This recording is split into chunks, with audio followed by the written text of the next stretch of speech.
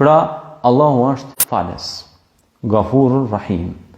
Pikërisht në këtë muaj, përveç se është muaj pra i leximit Kuranit, i agjerimit, por pikërisht është falja në pyetje.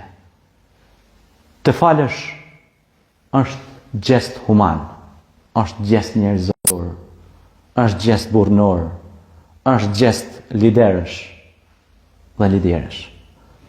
Prandaj, ata burra fisnik, me cilësi të larta fisnike, kanë falë shumë, kanë qenë bujarë shumë, mesin e tyre nuk du të harroj pa përmendur Ebu Bekr Siddik. Ebu Bekri, radiallahu anhu, një shembull ideal për të ndjekur.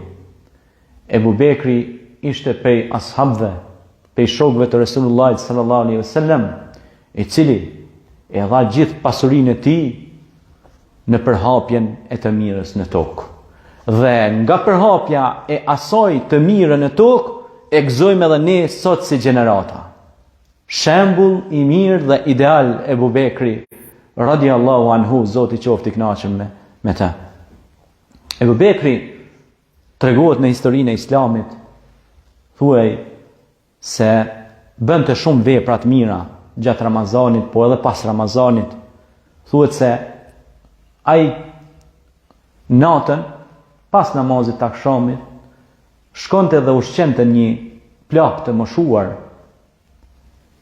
dhe ja bonte ushqimin gatshëm dhe ja lente gati gjithçka, sepse ai ishte e verbër dhe nuk shihte, dhe vazhdimisht ja bonte ushqimin gati asaj plake të vetmuar. Një ditë për ditësh, Omeri radiallahu anhu, edhe ky një burr i madh, besimtar i drejt, shoku të dërguarit Muhammed alayhi salatu wassalam, e përcjell Ebu Bekrin hap pas hapi, ta shoh se ku po shkon Ebu Bekri.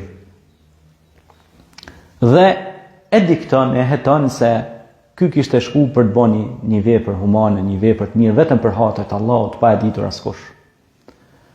Dhe pasi kalon në botën tjetër Ebu Bekri, radiallahu anhu,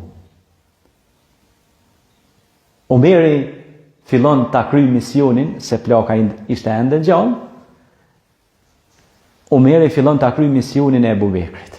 La ilaha illallah. Dhe edhe ai ja bën gati ushqimin, ja lan, ja shplon ato, do thot, teshat që flente, i rrinte gati, ja çonte të pastrume, dhe gjitha i rrinte gati me ato shërbime që nevojitet, dhe ushqimin ja shtronte, ku një ditë për ditësh plaka foli. Ajo nuk kishte natyrë të fliste, por një ditë flet dhe i thot Omerit radiallahu anhu, thot, i nderuar, deri më tani, thot, Zoti të shpërbleft, thot, për gjithë këtë shërbim që ma ke bën. Mirë po, thot, dashta me të pyet një diçka të thjesht. Një pyetje të thjesht. A ka vdeka i zotnia më herët që më bën të shërbim? Dhe habitet Omeri dhe i thot, pse, ku e ditet ti, kush të informoj, ose a e pave si ka ndru jetë? Thot, jo. Thot, po në ushqimin që unë e haja,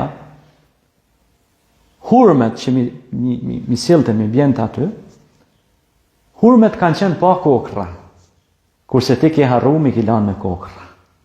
Subhanallah. Pra shash shumë o kujdes Ebu Bekri për atë plakt vetëm me të verbër, sa ja ka çu ushqimin, pra me detaj o kujdes që ushqimi u konë maj mirë ushqim, edhe hurmave ja u ka hek kokrat që ajo kur të hanë se e verbër, me hëngër, hurmen kadal për marak. Pra këta kanë qenë njerëz që kanë pas qëllim me fitu kënaqësinë e Zotit. Dhe kanë hecë me ajetin kuranor që Zoti thënë në Kuran, bel tu'thiruna al-hayata ad-dunya wal akhiratu khayru wa abqa. Juve pëlqen jeta kësaj bote, dekoltet ose mirësitë e kësaj bote që janë të shumta normal. Mirë, po ta dini se bota për tema është shumë më gjigande se kjo. Kjo është shumë e vogël, ajo është shumë e madhe. Qa që e madhe është sa gjerësia e një ndër xheneteve të Zotit që i ka kriju, është sa gjerësia dyrëve, domethënë sa qiejt dhe tokë. Tash imagjino me bë qiejt tokë bashkë, veç dyrët e saj.